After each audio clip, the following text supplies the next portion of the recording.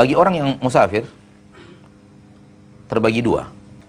Dan ini adalah bagian daripada hikmah Allah dan hikmah dalam syariat Allah yang luar biasa. Di saat manusia ada hal yang berat pada dirinya, datang hukum syariat yang meringankan. Saya memaksa anak saya menghafal atau membacanya, sehingga anak saya enggan untuk menghafal atau membaca Al-Quran.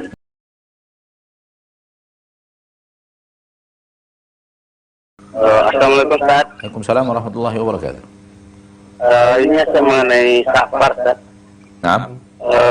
Dalam bersafar Nah. dan di tempat tujuan safar, Nah. kita tuh lebih utama sholatnya di pas azan sholat di masjid, atau kita qasar, kita jamak. Ya.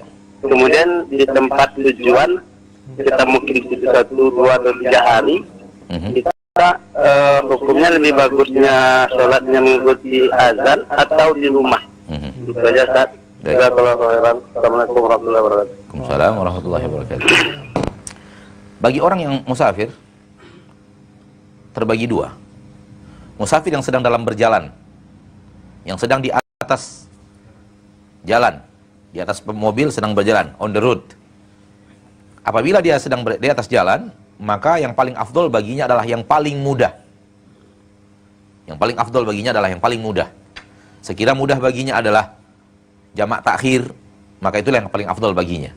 Sekiranya yang paling mudah baginya adalah jamak takdim, isya ditarik ke waktu zuhur, itulah yang paling afdol baginya. Intinya yang paling mudah. Ya, yang paling mudah. Dan yang paling mudah adalah jamak qasar. Namun apakah takdim atau takhir? Lihat mana kondisi yang paling mudah bagi seorang musafir. Dan ini adalah bagian daripada hikmah Allah dan hikmah dalam syariat Allah yang luar biasa. Di saat manusia ada hal yang berat pada dirinya, datang hukum syariat yang meringankan ibadah untuknya. Tetap dijamak dan diqasar. Ya, Rasul kita menjamak dan mengqasar ketika safar. Takdim atau takhir, apakah dilakukan di waktu zuhur untuk zuhur dan asar? Ataukah dilakukan di waktu asar untuk zuhur dan asar? Apakah dilakukan di waktu maghrib untuk maghrib dan isya? Apakah dilakukan di waktu isya untuk maghrib dan isya? Ini kembali kepada kondisi dan situasi musafir itu sendiri. Mana yang paling mudah baginya? Sekiranya dia istirahat di jam 2 siang, maka yang paling mudah baginya adalah jamak takhir, jamak takdim. Sekiranya dia di waktu dari jam setengah 12 baru mulai berjalan sampai jam 3 sampai jam 4 baru istirahat di rest area jam 5, maka yang mudah baginya jamak takhir. Maka dia jamak qasar takhir. Adapun manakala dia sudah sampai di lokasi tujuan, misalnya dari Pekanbaru sudah sampai di Jakarta, dan dia akan berada di Jakarta selama 2 atau 3 hari, yang afdol baginya tetap berjamaah bersama kaum muslimin di masjid kaum muslimin. Itu yang paling afdol. Kalau ditanyakan yang afdol, maka yang afdol adalah tetap sholat berjamaah bersama kaum muslimin di masjid-masjid kaum muslimin. Zuhur bersama kaum muslimin 4 rakaat mengikuti imam, demikian asar, demikian maghrib, demikian isya. Kalau itu dia berada di tempat itu, afdol baginya adalah ikut berjamaah. Ketika kita katakan afdol, manakala dia tidak berjamaah, dia tidak berdosa. Dia tidak berdosa karena tidak wajib baginya. Musafir tidak wajib untuk sholat berjamaah. Boleh baginya untuk tidak sholat berjamaah. Namun yang afdol sholat berjamaah. Manakala dia tidak sholat berjamaah, dia sholat di rumah, maka boleh baginya untuk mengqasar sholatnya dan menjamak sholatnya. Ya. Namun yang afdol tetap seperti yang tadi. Wallahu ta'ala alam. Nah.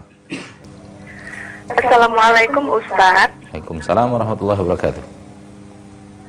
Saya mau bertanya. Saya mempunyai seorang anak umur 3 tahun. Ya. Saya ingin anak saya hafal Al-Quran Ustaz, atau ayat-ayat pendek, karena usianya yang masih dini. Ya. Tapi saya memaksa anak saya menghafal atau membacanya, sehingga anak saya enggan untuk menghafal atau membaca Al-Quran. Ya. Bagaimana caranya Ustadz agar anak saya mau menghafal Al-Quran? Itu yang pertama Ustadz. Yang kedua, bagaimana caranya agar saya mendidik anak saya dengan penuh kesabaran Ustadz? Karena saya kurang sabar mendidik anak saya Ustadz. Ya. Itu aja Ustadz. Pertanyaan saya. Assalamualaikum warahmatullahi wabarakatuh. Waalaikumsalam warahmatullahi wabarakatuh. Karena dia bertemu ibu yang kurang sabar, maka malas ngapal Quran kayaknya. Ibu yang saya muliakan, barakallahu fiik, dan siapapun yang mengalami hal yang sama, dari saudara-saudari kita di seluruh Nusantara, barakallahu fikum.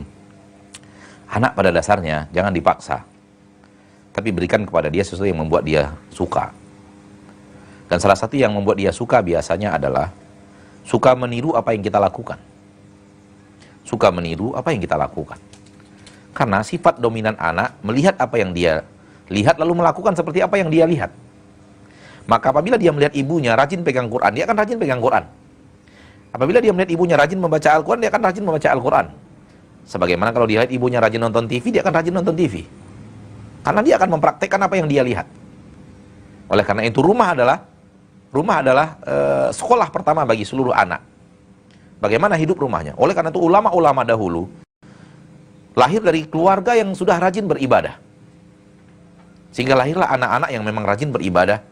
Dan kemudian semangat ibadahnya luar biasa karena dilihatnya orang tuanya yang rajin tahajud, rajin membaca Al-Quran, rajin menimba ilmu, rajin tawasi bil haq, tawasi bil sabar. Lahirlah para ulama di rumah itu. Amat jarang para ulama lahir dari keluarga yang hancur agamanya. Oleh karena itu, tunjukkan kepada anak bahwa kita melakukan itu. Jangan hanya paksa dia, setelah dia pegang Al-Quran, lalu kita nonton TV. Tidak akan pernah seperti itu. Ya, biasanya anak di usia segitu, dia suka mengikuti kita, maka kita bacakan, dia ikuti. Kita bacakan, dia ikuti. Seperti itu. Kalau memang kita tidak sanggup, karena satu dan lain hal, tidak ada salahnya kita memanggil guru, menggaji guru, untuk melakukan itu kepadanya.